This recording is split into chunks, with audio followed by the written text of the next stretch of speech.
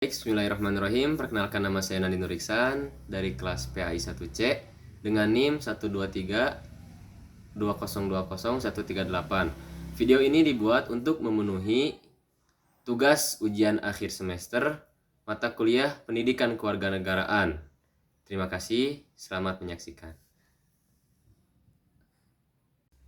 Baik, dari pertanyaan yang pertama, saya dapat mengambil jawaban. Agama dan HAM saling mendukung satu sama lain. Agama membutuhkan HAM agar tidak terciptanya ego agamis yang menjadi Tuhan dikelilingi oleh amarah, murka, dan kebencian karena manusia. Pada dasarnya, sikap ego tersebut didasari oleh hasrat duniawi manusia untuk memanfaatkan agama demi kepentingannya. Tapi jika menurut Maududi, hak asasi manusia dalam Islam adalah hak yang diberikan Tuhan. Jadi tidak ada individu maupun lembaga yang memiliki wewenang untuk mencabut hak-hak yang diberikan oleh Tuhan tersebut.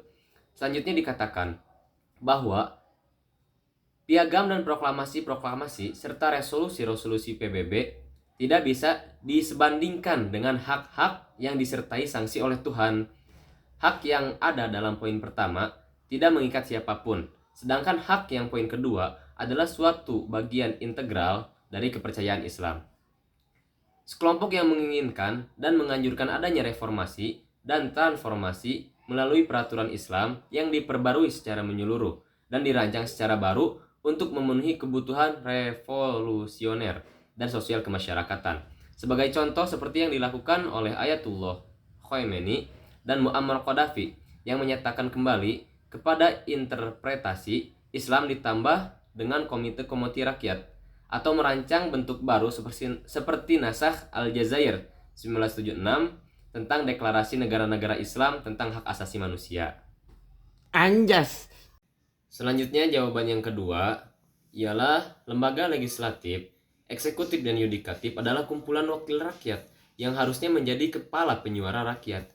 Namun keadaannya sekarang tidaklah sama. Mereka hanya ingin mengatasnamakan kepentingan rakyat.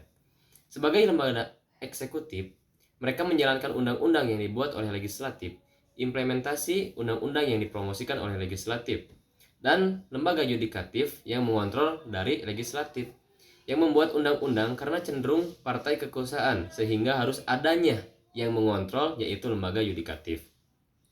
DPR sebagai lembaga legislatif yang berkewenang membuat undang-undang dan mengendalikan pemerintahan.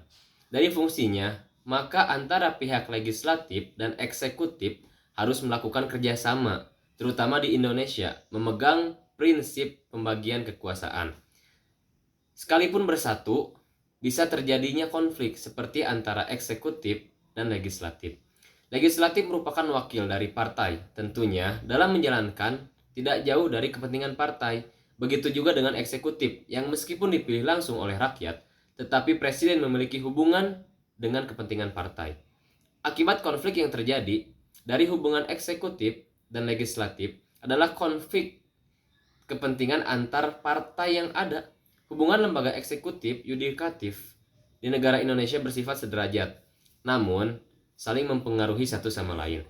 Karena sederajat itulah akan ada kewenangan dan pengertian dari masing-masing lembaga, dan akan timbul kesenjangan dalam menjalankan perintah yang menyebabkan pemahaman awal undang-undang dasar berbeda sesuai dengan kepentingan dari setiap lembaga lainnya. Nah, jadi yang diharuskan tiga organisasi itu adalah bekerja sama dengan baik, saling berkomunikasi, saling menjalankan tugas dengan baik, dan harus adanya musyawarah agar semua tugas-tugas yang diberikan atau yang disusun oleh ketiga organisasi tersebut bisa tercapai dan bisa menjadikan maju Indonesia ini atau negara tersebut sehingga bisa menggapai semua cita-cita yang telah direncanakan oleh negara tersebut.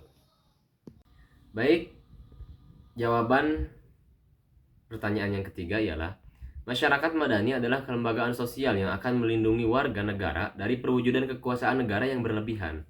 Bahkan, masyarakat madani dapat dikatakan sebagai tiang utama kehidupan politik yang demokratis, sebab masyarakat madani tidak saja melindungi warga negara dalam berhadapan dengan negara, tetapi juga merumuskan dan menyuarakan aspirasi masyarakat.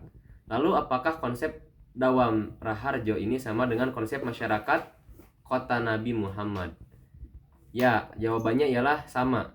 Karena dengan ditetapkannya Piagam Madinah sebagai konstitusi yang sah yang mengikat seluruh masyarakat Madinah, maka Nabi pun mulai membentuk sistem pemerintahan serta membentuk lembaga-lembaga yang mendukung kinerja dari sistem pemerintahan tersebut melalui masyarakat mufakat dengan para pemimpin suku serta personal profesionalitas di bidangnya. Faktor yang menyebabkan strategi dan konsepsi Nabi Muhammad SAW dalam mendirikan negara Madinah, Nabi berhasil karena Nabi mampu menciptakan komunitas sosial yang mana menimbulkan sikap solidaritas sosial karena faktor kebangsaan pada masyarakat yang pluralisme di Madinah. Berdasarkan konstitusi Piagam Madinah, dari hal-hal inilah yang menyebabkan kesuksesan strategi dan konsepsi Nabi Muhammad SAW dalam mendirikan negara Madinah Al-Munawwarah.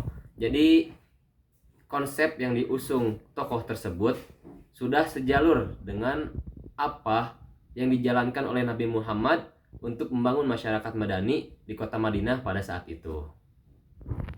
Selanjutnya, pertanyaan yang keempat ialah bagaimana sih cara agar pemuda dapat terhindar dari pemikiran radikalisme ini?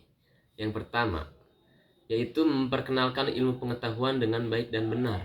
Nah, yang keduanya yaitu memahamkan atau harus paham pemuda itu tentang ilmu pengetahuan dengan baik dan benar juga. Yang ketiga ialah meminimalisir kesenjangan sosial. Yang keempat ialah menjaga persatuan dan kesatuan. Dan yang kelima ialah mendukung aksi perdamaian. Nah, itu merupakan 5 hal yang bisa pemuda agar terhindar dari pemikiran radikalisme tersebut. Meskipun banyak hal-hal yang lain yang dapat dilakukan oleh seorang pemuda untuk bisa terhindar dari pemikiran radikalisme itu. Tapi setidaknya 5 tadilah yang saya sebutkan itu juga sudah bisa menjaga pemuda dari pemikiran-pemikiran radikalisme. Baik, saya Nanil Riksan. Sekian penjelasan dari pertanyaan-pertanyaan yang diberikan oleh Bapak dosen, yaitu mata kuliah Pendidikan Kewarganegaraan. Mohon maaf bila ada kesalahan, dikarenakan saya juga masih belajar. Intinya jangan lupa like, comment, and subscribe. Anjay, sekian. Mohon maaf bila ada kesalahan. Assalamualaikum warahmatullahi wabarakatuh.